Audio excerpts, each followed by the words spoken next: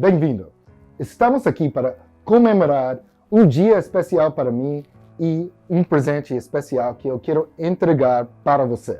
Hoje é dia 7 de junho de 2021 e para mim é um fio que conecta toda a minha vida, começando em 2001, quando formei da Harvard, 2011, quando formei do meu mestrado em Estocolmo, e agora aqui em 2021, no Rio, com você, para comemorar este momento e que eu quero oferecer para você.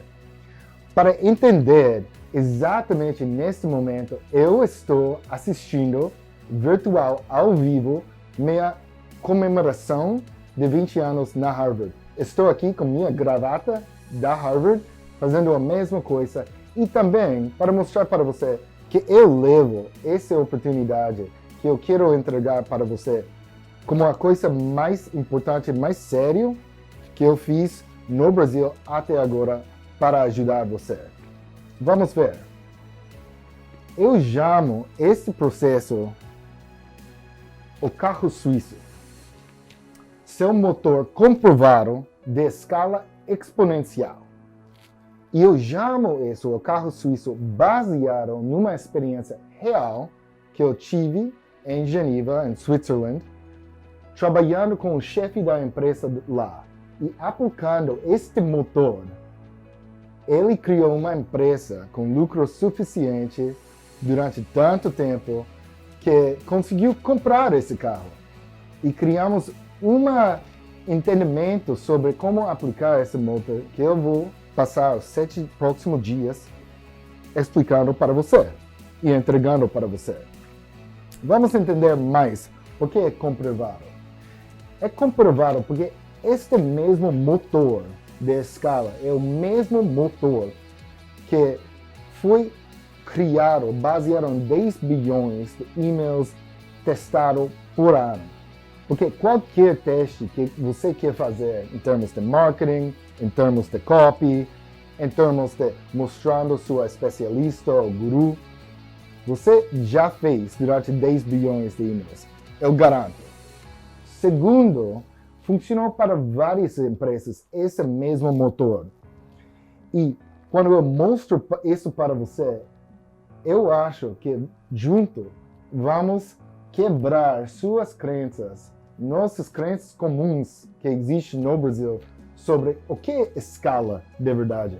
Porque se o seu negócio está ganhando R$1 milhão por ano, 5 milhões de reais por ano, 50 milhões de reais por ano, você pode achar que é difícil escalar ainda mais.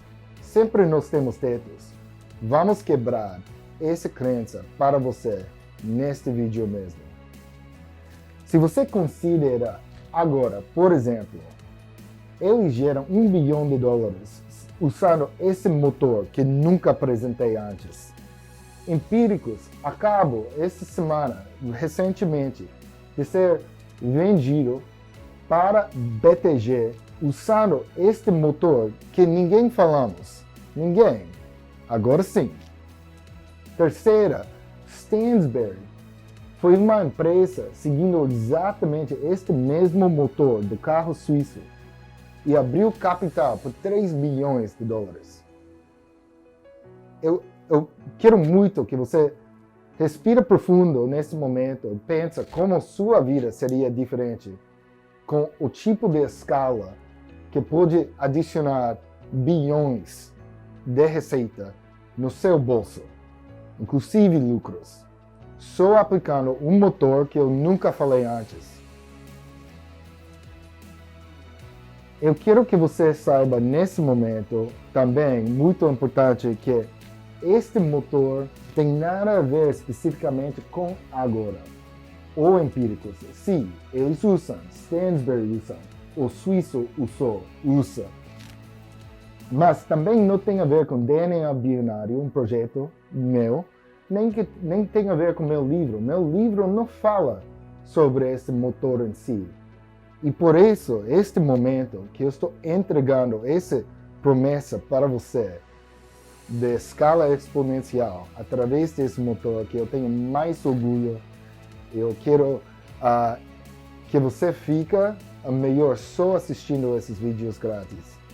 E quero dizer também que espero que conseguimos quebrar um pouco de suas crenças sobre a escala e sobre essas experiências que parecem únicas para essas empresas, mas pode ser também sua experiência. Eu vejo todo o tempo, eu trabalho com muitos donos de empresas que têm certas visões sobre estratégia. E eles me perguntam vários detalhes de como funciona esse motor, essas empresas com quem eu trabalhei antes.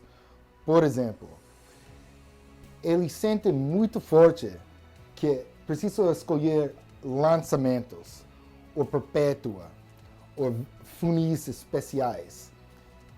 Eles chegam a mim perguntando sobre táticas, mas a realidade é o que mais importa é sua estratégia. E todas essas partes são apenas pedacinhos da estratégia. São táticas. E você usa uma tática específica para resolver uma situação específica. Mas sua estratégia, essa estratégia do motor suíço, do carro suíço, você vai ver facilmente que é muito mais profundo e basicamente resolve qualquer situação que você pode encontrar. É muito diferente. Eu tenho muitos amigos, conheço todos os masterminds do Brasil, que você entra um mastermind para lançamentos, ou você entra um mastermind de perpétua. E seguindo essa visão que sempre tem outro detalhe sobre essa tática que vai mudar seu negócio. Mas aqui eu tenho essa foto para mostrar basicamente os chefes de 6 países diferentes.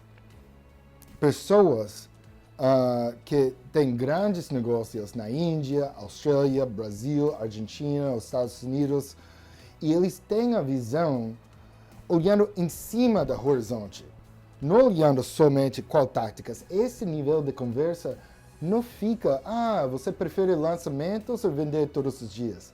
Não existe essa conversa. E estou aqui para ter uma conversa diferente com você.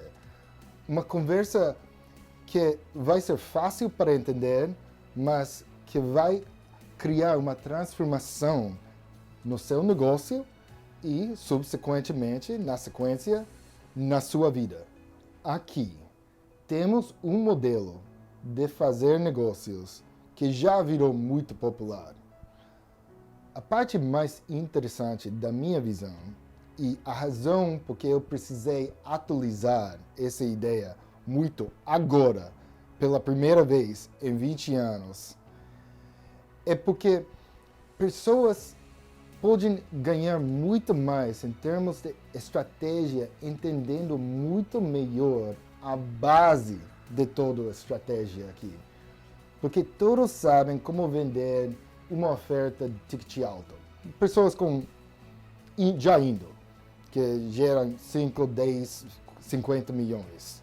Os donos de empresas agora estão entendendo melhor como vender front-ends, que tem um preço mais acessível, um preço de entrada, para gerar mais alcance antes de oferecer seu ticket mais alto. E com certeza, pessoas têm conhecimento sobre produtos high-ends, que são VIPs, consultorias, eventos masterminds. Essas partes são bem conhecidas. E estou aqui para resolver confusão sobre essa base. E vou explicar muito em detalhe sobre como funciona, porque essa base, sim, falamos nesses tipos de reuniões. Sim, reunimos em Londres, ou Barcelona, ou nesse caso em Mumbai, e falamos sobre a base do e-mail. E e-mail, eu acho que existe dentro do mito no Brasil, que não é tão importante, e eu vou mostrar como esse base, que poucos sabem, desconhecido, pode ser parte central do carro suíço, do seu motor. Eu vou explicar mais em breve. E hoje vamos falar sobre o assunto de copywriting, que tem uma crença muito comum que juntos nós vamos quebrar aqui agora e falar da realidade. Qual é essa crença? É uma crença obcecada com big ideas, obcecada com templates e gatilhos mentais. E eu estou aqui para dizer que nada disso importa de verdade. E o porquê isso é a realidade. A realidade, a verdadeira situação é que ninguém pode dar para você um mecanismo sem falha para criar big ideias. Na realidade, big ideas só são capazes de entender depois que aconteceu. Obviamente, todas as cartas de vendas que escrevemos para criar uma oferta muito especial para uma pessoa, temos toda a força colocada para criar uma big ideia. Mas 90% das vendas, seguindo meu amigo Mark, coautor do Big Black Book, são vendas de little ideas, ideias pequenas. Porque, apesar de tentar criar uma big idea, 3 fatores têm que juntar no momento certo para ter esse sucesso. Tem que ser exatamente o momento certo, que eu sempre falo, que é Zeitgeist, o espírito do tempo. Tem que chegar às pessoas certas.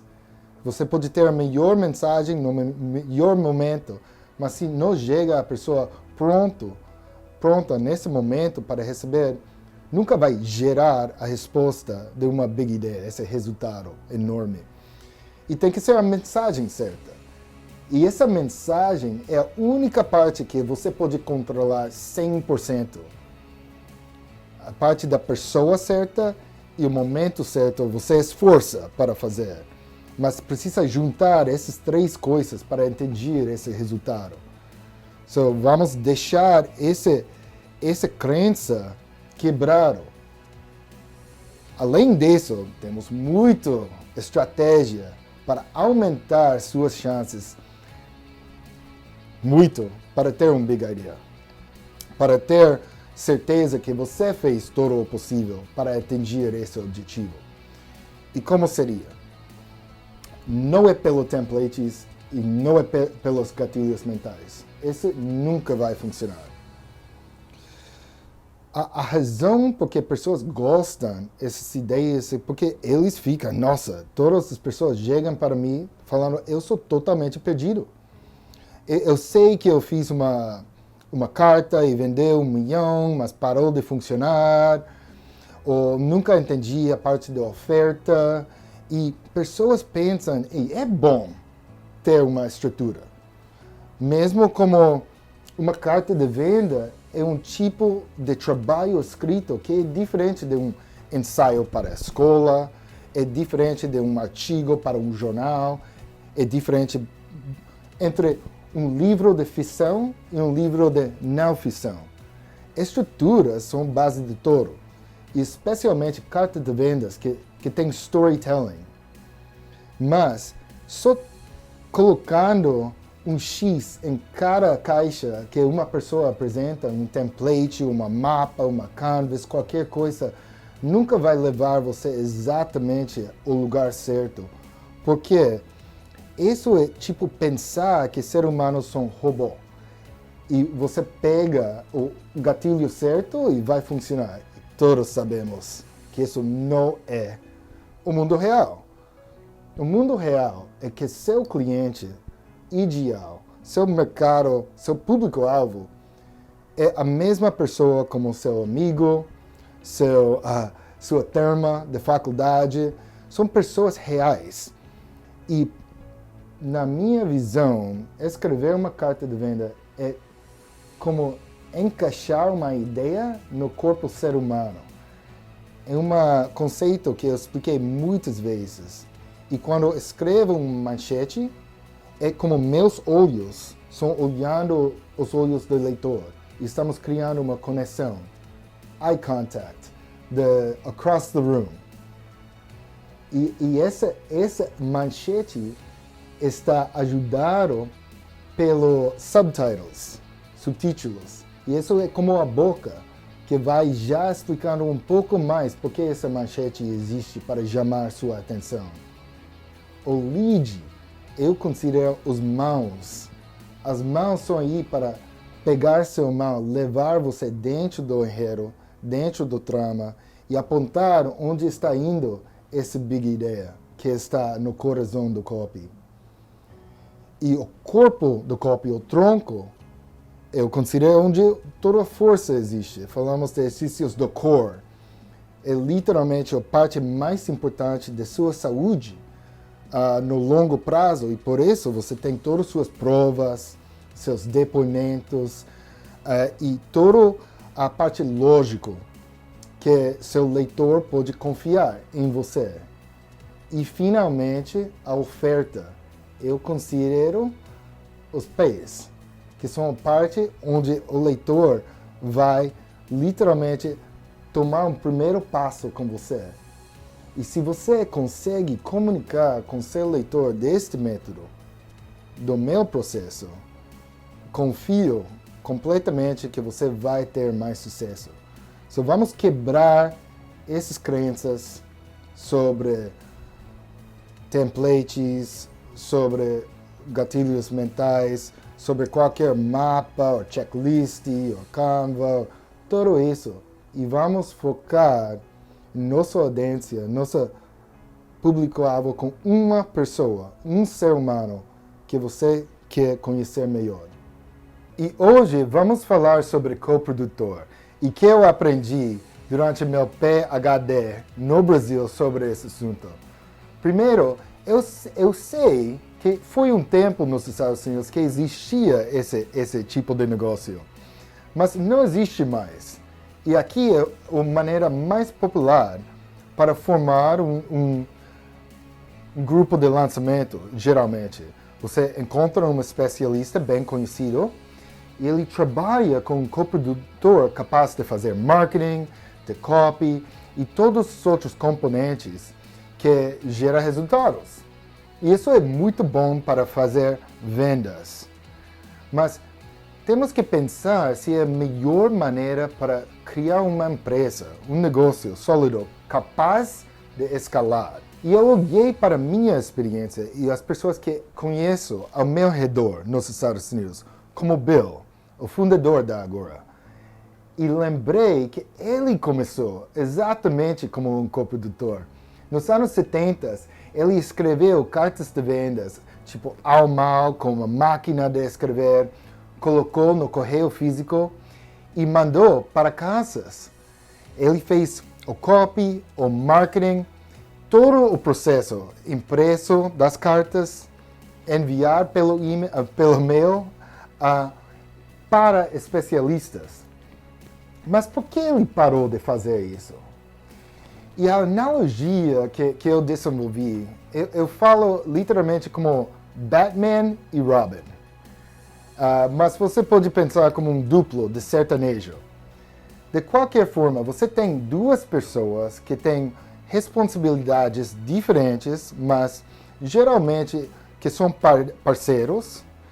E o que acontece, na minha visão, na prática, é a especialista tem seguidores, tem uma audiência grande, uma reputação com demanda reprimida. E o coprodutor chega para destravar essa demanda reprimida.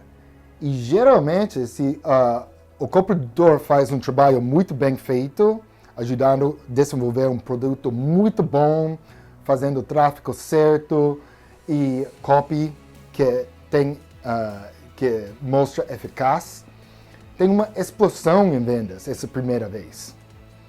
Mas o que acontece segundo o lançamento, essa demanda reprimida está geralmente esgotada. Não necessariamente todo, e obviamente vão fazer tráfego, mas eles têm uma experiência muito diferente. e resultados diferentes. E gera uma negatividade, uma infelicidade entre os parceiros. Porque a especialista pode pensar, nossa, ele não fez o mesmo trabalho, ele usou o mesmo copy, ou ela não estava criando tráfego boa. E do mesmo jeito, o marketer pode ser, especialista não cuidou muito bem da audiência, não ajudou em resolver os problemas dos clientes e tudo isso. Mas existe padrão que eu vi várias vezes repetir desses parceiros não funcionar muito bem. E falando sério, em geral, essa parceria que eles têm, que pode ser metade, ou por aí, é um parceiro que é muito difícil manter no longo prazo, quando você tem duas pessoas com muitas responsabilidades que são tão diferentes. O que eu vejo que funciona mais, esse tipo de parceiros são entre empresas, sobre produtos específicos. Quando você não está ligado tanto com as personalidades das pessoas físicas. Tudo isso, em resumo, quer dizer que ao longo do tempo, ele, seguindo esse padrão de coprodutor desses anos 70, já cortou todas essas relações nos anos 70 para disparar, começando nos anos 90, dentro de um outro modelo. E o modelo de publishing. É o modelo que eu explico todo o tempo. E onde meu coração fica. Eu sou um publisher e esse modelo é muito mais como criar um estúdio de filmes em Hollywood ou criar uma editora de livros. Onde você vai trabalhando com Tom Cruise um dia, Will Smith outro dia, você trabalha com um ator famoso um dia, que pode ser Harry Potter um dia e outro dia 50 tons de cinza. Tudo bem. E você não tem problemas com isso, porque você está operando dentro do mecanismo que eu conheço melhor, que é esse mecanismo de publishing, modelo de publishing.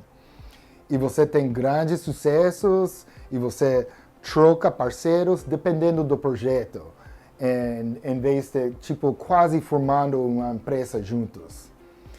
E esse modelo funciona melhor. Para ficar claro, eu não estou falando exatamente sobre o motor. Na verdade, não estou falando sobre o motor de vendas, que é a coisa mais importante aqui. Mas é importante entender, nesse cenário, que esse modelo de coprodutor funciona para gerar vendas, mas não necessariamente para escalar uma empresa que fica crescendo e melhorando ao longo dos anos. Por isso, eu preciso mostrar um outro modelo. Se tem um coprodutor que temos essa crença comum que é capaz de fazer tudo. E quando eu falo coprodutor, também pode ser agência de lançamentos, não necessariamente tem que ser uma pessoa física para encaixar nessa ideia. Mas você tem um grupo que está fazendo todas as tarefas. Quando você separa seu negócio nas partes mais importantes, você é muito mais capaz de escalar. E o motor está baseado na ideia de escala. E o coprodutor, como está conhecido hoje, vai evoluir no futuro. É claro para mim ver que vai acontecer em breve, está acontecendo já, é um publisher. E qual é o papel específico e mais importante do publisher? A maneira mais simples que eu aprendi para explicar e espero durante meu PhD no Brasil e espero que funcione para você é a ideia de diamantes. Por acaso é possível que você ouviu já eu falar sobre a ideia de negócios de ideias, que para mim isso é o mundo. Negócios digitais são negócios de ideias. E para mim, ideias são como diamantes. As melhores ideias são as mais raras, eles têm mais valor, o mais difícil para encontrar e que são feitos da melhor maneira e colocaram no melhor joias, como diamantes na vida real. So, olhando essa analogia, qual seria a tarefa do publisher? Vamos colocar no contexto. Você tem a especialista, que eu chamo guru. E o especialista tem a tarefa de procurar ideias, de produzir ideias todo o tempo. E basicamente, o melhor tipo de especialista está criando 100 ideias por dia. E em geral, essas ideias parecem como carvão. São muito bruto, não tem valor ainda, mas você pode ver dentro desse carvão um diamante no futuro, se você faz as coisas certas. E o papel do publisher é olhar isso e basicamente tem um tipo de visão raio-x e imaginar qual tipo de diamante eu posso tirar dessa ideia muito bruto aqui. E o papel do publisher é separar e categorizar essas ideias. Essa ideia do guru é muito interessante, muito empolgante, tem muito alcance, mas ninguém pagaria por isso. E isso nós chamamos uma ideia grátis. No contexto que você pode colocar isso no seu e-mail, nas suas redes sociais, na televisão, no podcast, qualquer lugar. Porque é uma ideia que cria posicionamento, que cria valor, mas você já sabe, como um publisher que tem essa visão, que o mercado não vai pagar para essa ideia. Do mesmo jeito, você pode ver essa ideia como uma ideia front-end, que seria uma ideia que você vende para o preço de entrada, para uma pessoa conhecer seu negócio. E nesse caso, também você vai precisar muito alcance para atrair as pessoas certas. Ou você pode ver essa ideia e ver muito valor nessa ideia, já sabendo que o segmento do mercado que vai interessar nessa ideia é bem pouco, é muito nichado. E nesse caso, vai ser um produto, uma oferta, uma solução com um ticket muito alto. Porque só vai vender para 10 pessoas ou 100 pessoas. Essa outra ideia, você sabe que você pode vender para 100.000 pessoas. E aí o publisher está entendendo o posicionamento do seu negócio e a receptividade do mercado para suas ideias. E é a pessoa única com essa visão do horizonte em total. E é importante também para entender nesse momento que aí tem uma quebra enorme em relação com publisher e guru. Porque o publisher sempre vai focar em cobrar o que o mercado acha justo. E o guru sempre vai querer cobrar o que ele ou ela acha é recompensa por todo o trabalho que essa pessoa fez. Se eu sou um guru e eu estudei 10 anos sobre carvão para descobrir uma coisa muito pequena, mas que ninguém mais no mundo sabe, eu vou querer vender por $100.000. Mas precisa o publisher para olhar essa ideia e dizer, nossa, eu entendo isso, você merece essa recompensa, é justo para você. Mas neste caso, essa ideia vai transformar o mundo das massas. E apesar de ser uma ideia com tanto valor, você não pode pensar, aqui é uma ideia de 100 mil dólares para vender para uma pessoa. Você precisa pensar, aqui é uma ideia de $1 que eu vou vender para 100 mil pessoas.